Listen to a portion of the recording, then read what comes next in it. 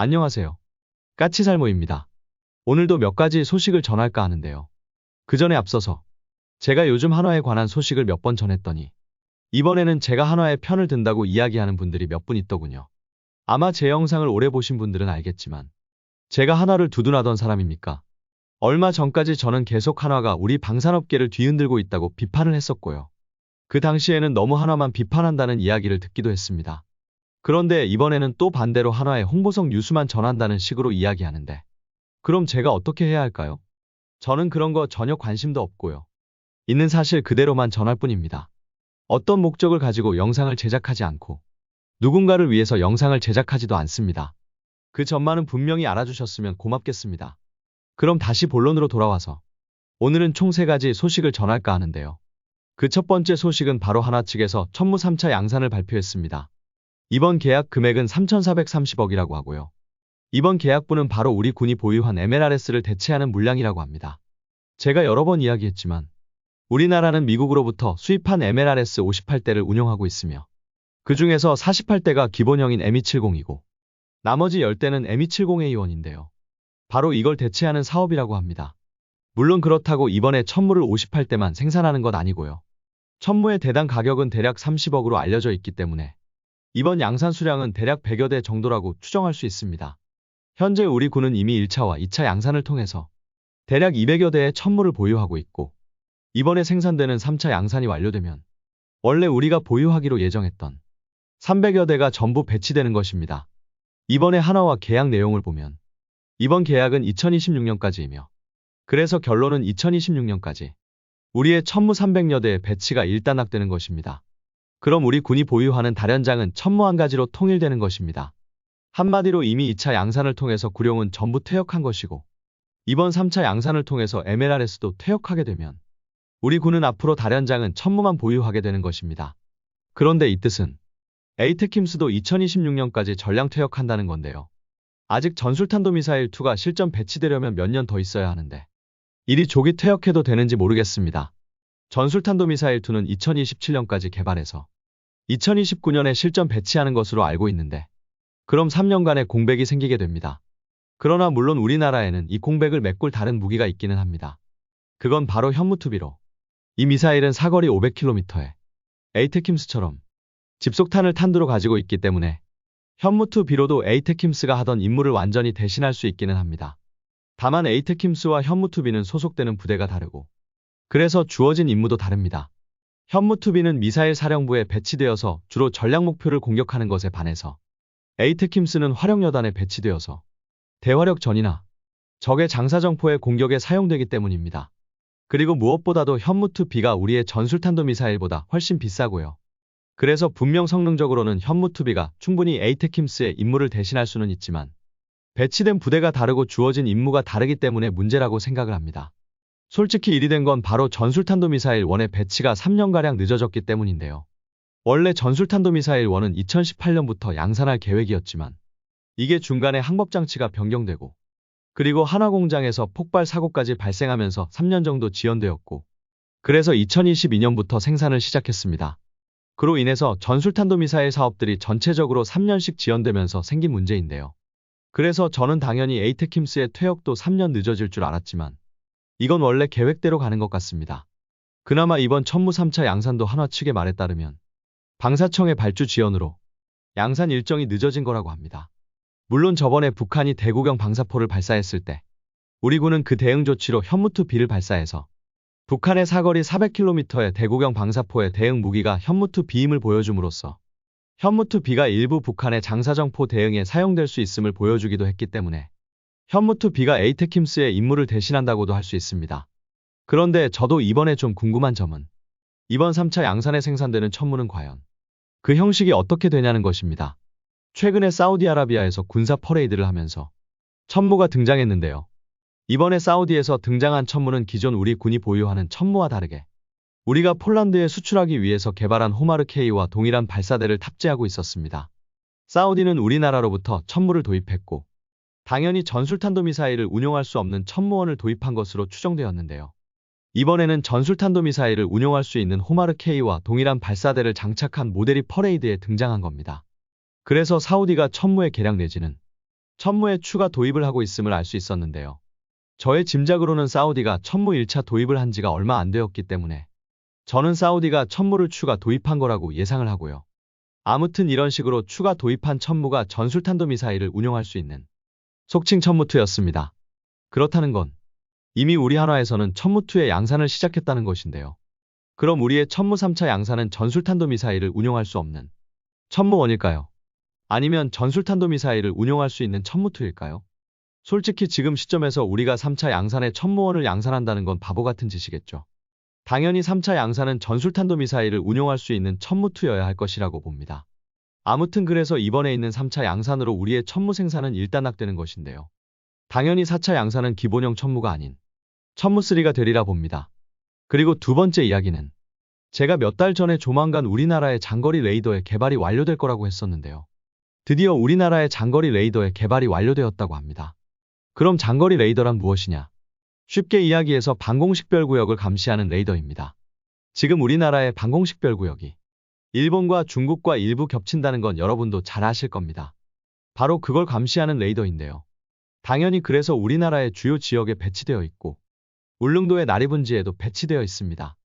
한마디로 우리나라의 하늘을 항상 감시하는 레이더라고 할 수 있으며 우리나라는 기존에 해외로부터 도입한 장거리 레이더가 오래되어서 오래전부터 낡은 레이더들을 교체하기 위해서 개발을 추진했지만 중간에 사업이 중단되기도 했었죠. 이 레이더는 LIG가 개발하는 레이더로서 우리나라가 장거리 레이더를 개발하기 시작한 건 2011년입니다. 그런데 이제야 개발에 성공한 건 그만큼 개발이 어려워서라기보다는 중간에 문제가 많아서죠. 당장 LIG가 처음에 개발하던 레이더는 우리 군의 요구 조건을 충족하지 못해서 테스트를 통과하지 못했고요. 그래서 LIG가 추가 개발에 들어갔으나 이번에는 감사원이 2016년경에 LIG가 테스트 자료를 허위로 제출했다고 감사 결과를 발표해서 방사청이 2017년에 사업을 중단하게 됩니다. 그러나 당연히 LIG는 허위 자료를 제출한 적이 없고 그래서 방사청을 상대로 소송을 했고 3건의 소송을 전부 LIG가 승리하게 됩니다. 제가 가끔 감사원을 욕할 때 감사원을 두둔하는 분들이 있는데요. 이것은 뭐라고 두둔할지 기대가 됩니다. 한마디로 말해서 감사원은 허위 감사를 한 겁니다. 그래서 사업이 중단되었다가 2022년경에 다시 사업이 재개되는데요. 문제는 이 레이더는 고정식 레이더로 일종의 시설물 같은 것입니다. 그래서 다시 개발에 들어가게 되면서 다시 새로운 레이더의 건설에 들어간 겁니다. 감사원 덕에 테스트 레이더를 2번 건설한 겁니다. 아무튼 이런 우여곡절을 겪고 LIG는 레이더를 완성하고 테스트에 들어갔는데요. 제가 몇 달 전에 테스트가 상당히 순조로워서 개발 완료가 앞당겨질 것 같다는 영상을 올리기도 했는데요. 제 예상대로 개발 완료가 앞당겨졌습니다. 원래 레이더의 개발 완료는 2025년 1월로 예정되었지만 테스트가 3달 정도 앞당겨서 완료된 것으로 보입니다. 그로 인해서 우리나라는 세계 5번째로 장거리 레이더를 개발하는 데 성공을 했고요. 현재 우리나라는 12대의 고정식 장거리 레이더와 3대의 이동식 장거리 레이더를 운용하고 있는데요. 이번 사업은 바로 12대의 고정식 장거리 레이더를 교체하는 사업입니다. 그래서 2026년부터 새로운 레이더의 배치가 이루어진다고 하고요. 참고로 이 부분도 기존 자료에서는 2027년부터 장거리 레이더의 배치가 이루어진다고 했었는데요. 이것도 1년 정도 사업이 앞당겨지는 것으로 보입니다. 물론 이 레이더는 이동식 장비가 아니라 마치 공항의 관제탑처럼 일종의 시설물이기 때문에 배치라기보다는 건설이라고 해야 할 것입니다. 그래서 2026년부터 본격 건설을 시작해서 2029년까지 전력화를 완료하게 된다고 합니다. 물론 이 일정도 그나마 조금은 앞당겨지지 않을까 조심스럽게 예상을 해보고요. 그리고 이번 기회에 원래는 해외에서 수입하기로 했던 이동식 장거리 레이더 세대도 국산화하기를 기원해 봅니다. 우리 방사청은 세대의 이동식 장거리 레이더를 교체하기 위해서 해외에서 도입하는 사업을 하고 있지만 너무 낮은 가격을 제시해서 계속 사업이 유찰이 되고 있는데요. 지금 LIG가 개발한 고정식 장거리 레이더를 바탕으로 이동식 레이더도 개발이 가능하기 때문에 이 사업도 국산화로 변경해야 한다고 생각을 합니다. 아무튼 드디어 감사원의 말도 안 되는 엉터리 감사로 인해서 5년 이상 늦어진 장거리 레이더의 개발이 완료되었습니다. 무엇보다도 테스트 기간이 앞당겨졌다는 건 그만큼 레이더의 성능에 아무런 문제가 없었다는 증거이기도 할 것입니다. 그렇기 때문에 더 기쁘고요. 그리고 이번에 정부의 보도자료를 보니 장파장용 질화갈륨 송수신 소자도 국산화했다고 하니 이 레이더에 들어가는 질화갈륨 송수신 소자도 국산으로 탑재되는 것으로 보입니다. 기본적으로 우리나라는 X밴드와 KA밴드 주파수의 질화갈륨 송수신 소자를 국산화했고, 그리고 제가 몇 달 전에 이 소자들이 초도 양산에 들어갔다고 소식을 전하기도 했는데요. 그리고 X밴드와 KA밴드에 이어서 세 번째로 S밴드도 국산화했고, 양산 준비 단계에 들어가 있기 때문에 네 번째로 국산화가 예정된 주파수는 L밴드입니다. 그래서 우리나라의 장거리 레이더는 L밴드를 사용하고 있음을 알 수 있는데요. 참고로 우리나라의 탄도미사일 추적 레이더인 그린파인 레이더도 L밴드를 사용하고, 우리의 피스아이 조기경보기도 L밴드를 사용합니다. 그렇기 때문에 어떻게 보면은 우리의 L밴드 레이더 소자 개발은 탄도미사일 추적 레이더의 개발 기반을 마련한 것이라고 할 수 있고, 조기경보기의 개발 기반도 마련한 것이라고도 할 수 있습니다. 이에 따라서 우리는 주요 핵심 주파수에 대한 질화갈륨 소자의 국산화를 전부 완료할 수 있게 된 것입니다. 참고로 각 레이더 주파수의 사용 용도를 이야기하자면요. KA밴드는 주로 레이더 유도미사일의 시커로 많이 사용하고요. X밴드는 천공의 레이더와 KF-21의 레이더에 사용이 되고, S밴드는 충남급과 KDDX 그리고 LSAM용 레이더에 사용하는 주파수입니다. 그리고 네 번째로 국산화하는 L밴드는 이처럼 장거리 레이더에 사용이 되고, 그린파인 레이더와 조기경보기에도 사용됩니다. 참고로 LIG가 시범사업으로 개발했던 스텔스 탐지 레이더도 L밴드였는데요. 그 당시 한화에서는 VHF 대역의 장파장 레이더를 개발했고, LIG는 L밴드의 레이더를 개발했는데요. 스텔스 탐지 레이더로는 VHF나 UHF 같은 장파장 레이더를 많이 사용하지만, 이 레이더들은 목표를 정확히 특정하기 힘들 정도로 해상도가 떨어지고, 그래서 스텔스기의 목표를 특정하는 데는 보통 L밴드를 사용합니다. 왜냐하면 5세대 스텔스기들은 L밴드 이하의 주파수에만 스텔스가 가능하기 때문입니다. 그래서 우리나라도 한화와 LIG가 각각의 스텔스 탐지 레이더를 개발했던 것이고, 아마 LIG가 L밴드 레이더를 담당한 건 바로 우리의 장거리 레이더가 L밴드이고, LIG에서 장거리 레이더를 개발하고 있어서였지 않나 하는 생각을 합니다. 한마디로 우리의 장거리 레이더에도 제한적이지만 스텔스기를 탐지할 수 있을 거라고 보고요. 과거 LIG 측에서는 이 레이더를 활용해서 장기적으로는 탄도미사일 추적도 가능할 거라고 이야기했기 때문에 장기적으로 업그레이드를 통해서 나중에는 탄도미사일도 추적할 수 있을 거라고 기대를 합니다.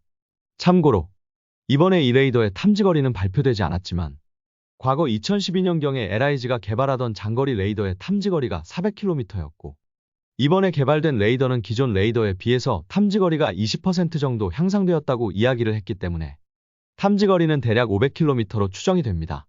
그리고 무엇보다도 이 레이더는 우리나라가 개발했고, 심지어는 레이더 송수신 모듈까지도 직접 개발했기 때문에 지금 당장은 스텔스 탐지 능력이나 탄도미사일 탐지 능력이 없다고 해도 앞으로 개량을 통해서 얼마든지 지금은 없는 능력도 부여할 수 있다는 점에서 큰 장점을 가진다고 봅니다. 그러고 보니 과거에 이집트가 우리나라에 장거리 레이더를 수입해 간다는 이야기가 있었죠. 그런데 그 당시 이상했던 점은 이집트가 우리나라에 장거리 레이더를 수입해 가기 위해서 MOU를 체결한다고 했었는데, 그 대상은 LIG가 아닌 ADD였습니다. 그래서 왜 LIG가 아닌 ADD와 협약을 체결하려는 것일까 하는 의문을 품기도 했는데요.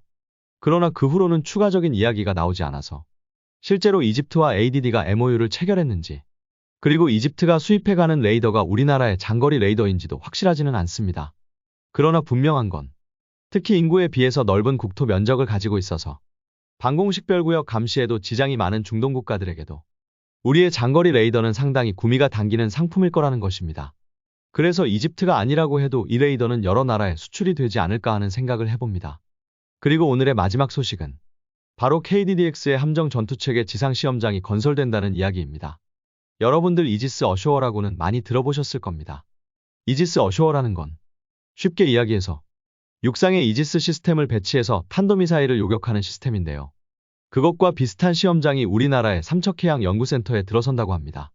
물론 이 시설은 이지스 어쇼어처럼 적 탄도미사일을 탐지해서 요격하기 위해서 들어서는 시설은 아니고요. 쉽게 이야기해서 KDDX에 들어가는 전투체계와 레이더를 육상에 설치를 해서 KDDX의 전투체계를 개발하고, 그리고 KDDX의 승무원을 교육하는 시설입니다. 실제로 기존에도 우리나라에는 이런 비슷한 시설이 있었습니다. 그건 바로 진해의 이지스 시스템의 지상훈련장인데요. 이 지상훈련장은 이지스 시스템과 똑같은 시설을 지상에 만들어두고 이지스함에 탑승하는 승무원을 훈련시키는 시설인데요. 그러나 이 시설에는 정작 레이더는 없고 다만 시뮬레이션으로 레이더의 탐지를 모사하는 것입니다. 그러나 이번에 삼척에 들어서는 시스템은 실제로 레이더가 설치되는 것으로 보이고, 특히 삼척해양연구센터는 동해 시험장을 활용해서 각종 시험을 하기 위해서 만들어진 곳이라는 것입니다. 그래서 아마 레이더뿐만 아니라 실제 시험용 미사일 수직 발사관도 설치되어서 각종 요격 시험도 하게 될 거라고 보고요. 그래서 이론적으로는 이 시설로 북한이 발사한 탄도미사일을 요격하는 것도 가능은 합니다. 물론 그러려고 만든 시설은 아니겠지만요. 그러나 이 시설이 삼척에 건설되는 만큼 북한의 잠수함 발사 탄도미사일인 SLBM에 대한 감시도 일부 할 수 있을 것입니다. 우리나라에는 이미 2대의 그린파인 레이더가 배치되어 있고 2대의 그린파인 레이더를 추가 구매했는데요. 2대의 그린파인 레이더를 추가 구매한 이유는 바로 북한의 SLBM을 감시하기 위해서이고 그래서 이 2대는 동해와 서해 쪽을 바라보게 됩니다. 그러나 문제는 결론은 각각의 바다를 바라보는 레이더는 한 대씩이라는 것이고 그래서 만일 바다를 바라보는 그린파인 레이더의 가동이 중단되면 북한의 SLBM을 감시할 수단이 없어지게 됩니다. 특히 북한의 SLBM 잠수함은 동해 쪽에서 활동할 것이기 때문에 동해에 대한 감시가 중단되어서는 안 되는데요. 아마 이것도 어느 정도는 이 시설이 커버해 줄 수 있지 않을까 하는 생각을 조심스럽게 해봅니다. 물론 이 시설은 어디까지나 연구시설이고 훈련시설이지만 분명 북한의 SLBM에 대한 감시에도 도움이 될 거라고 저는 생각을 합니다. 그리고 우리나라가 아예 이런 식으로 고정적으로 지상에 KDDX의 레이더 시설을 건설하는 건 KDDX를 개발할 때만 쓰기 위해서가 아니라 앞으로 KDDX에 대한 업그레이드도 꾸준히 연구하기 위해서라고 합니다. 한마디로 KDDX의 레이더를 차후에도 꾸준히 개량을 할 것이라는 뜻이기도 합니다. 그렇기 때문에 의미가 크고요. 무엇보다도 이 시설이 동해의 삼척에 배치되고 동해 시험장에서 각종 요격 시험을 하는 삼척해양연구센터에 건설된다는 건 얼마든지 이 시설을 활용해서 실제 미사일도 발사할 수 있고 요격 시험도 할 수 있다는 점에서 미국의 이지스 어쇼어와 동일한 임무를 부분적으로도 수행할 수 있다는 의미가 크다고 봅니다. 그래서 저는 이걸 한국판 이지스 어쇼어, 아니 정확히는 KDDX 어쇼어라고 이야기할 수 있다고 봅니다. 어떤가요? 여러분이 보기에는 이 시설이 단순하게 시험장으로만 남을까요? 아니면 북한의 SLBM을 막는 역할도 할 거라고 생각을 하시나요? 아무튼 오늘은 3가지 소식을 전해봤는데요. 다행히도 오늘은 3가지다. 새로운 장비의 개발 완료와 도입 소식이어서 기분이 좋네요. 이상 영상 봐주셔서 감사합니다.